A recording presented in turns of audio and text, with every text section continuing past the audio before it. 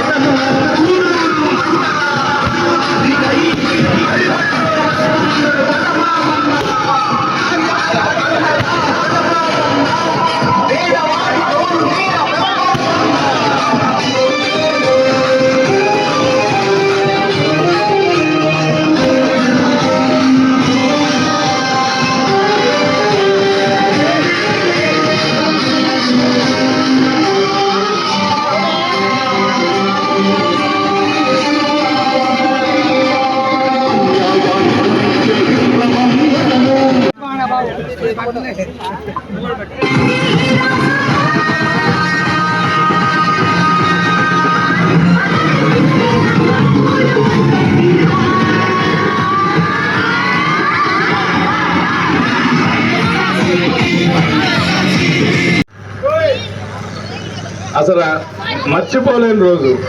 ఎందుకంటే నా పుట్టినరోజు కంటే ముందు నిజంగా కార్యకర్తలు ఇవాళ ఎంత కష్టపడి ఇన్ని రకాలుగా నా పుట్టినరోజు వేడుకలు చేసినందుకు మీకు జన్మన రుణపడి ఉంటానని చెప్పేసి అని మీకు అందరికీ చెప్తున్నాను. కానీ ఇంత కష్టకాలంలో కూడా మీరందరూ పార్టీ ప్రతిపక్షంలో ఉండి అందరూ, ఎందుకంటే ఇవాళ చేస్తే పెన్షన్లు తీసేస్తారనో లేకపోతే ఇంకోటనో కాకుండా అభిమానంతో వైఎస్ఆర్ పార్టీ కార్యకర్తలు అందరూ కూడా వచ్చి ఇవాళ ఈ కార్యక్రమం చేశారు అంటే నా మీద ఉన్న నమ్మకాన్ని నేను నిలబెట్టుకుంటానని, మీ అందరికీ ఎట్టి పరిస్థితుల్లో ఏ కష్టం వచ్చినా సరే నేను అడ్డంగా నిలబడతానని, పార్టీ కోసం ఇంకా కష్టపడతానని ఈ సభాముఖంగా మన కార్యకర్తలందరికీ నేను హామీ ఇస్తున్నాను. మీకు చాలా థ్యాంక్స్. ఈ అభిమానాన్ని నేను నిలబెట్టుకుంటాకే చూస్తానని చెప్పి మీకు చెప్తున్నాను.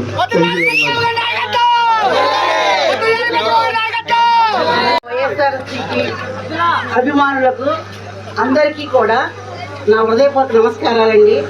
ఎందుకంటే ఎంత అభిమానంతో మీ అందరి ప్రేమను రంగరించి ఇంతదిగా ఏర్పాటు చేసిన మీ అందరికీ ఎంతగానో హృదయపూర్వక నమస్కారాలు తెలుపుకున్నాను.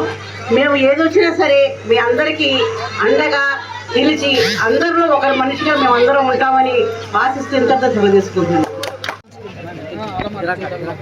ఇవాళ చాలా సంతోషమైన రోజు. గురించి అంటే మా అన్నయ్య రాఘబాబు గారు పుట్టినరోజు. పార్టీల అతీతంగా కులమతాల అతీతంగా ప్రతి మనిషికి కష్టాల్లో ఆదుకునే మనిషి రాఘబాబు గారు. వాళ్ళ అధికారం ఉన్నా లేకపోయినా మన మనిషి అంటే ఉన్నారంటే రాఘబాబు గారు నా వెనకాల కంపల్సరీగా ఉంటారు.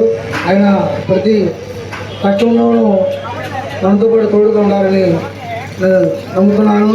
ఎందుకంటే ఇవాళ రోజుల్లో ఇలాంటి పరిస్థితుల్లో కూడా ఇంత అభిమానం చూపిస్తున్న కార్యకర్తలు కానివ్వండి, వ్యాపారం మీద అభిమానంతో వచ్చిన అభిమానులు కానివ్వండి, పార్టీకి అతీతంగా కులమతాలకు అతీతంగా అందరూ కలిసి ఈ జన్మదిన కార్యక్రమాన్ని ఇంకా విజయంగా చేసినందుకు అందరికీ ధన్యవాదాలు తెలియజేస్తున్నాను. ఇలా ఫ్యామిలీ అందరినీ కూడా దేవుడు చల్లగా చూడాలని, ఇంకా ముందు అందరికీ మేలు చేయాలని, వాళ్ళ ఫ్యామిలీ కూడా దేవుడు చల్లగా చూసి అందరూ ఆరోగ్యంగా ఉండాలని చెప్పేసి అల్లాని నేను ప్రార్థిస్తున్నాను. రాఘబాబు గారు ఎప్పుడు మనం ఇంకా ఉండాలని నేను నమ్ముతున్నాను. జై బాబు గారు.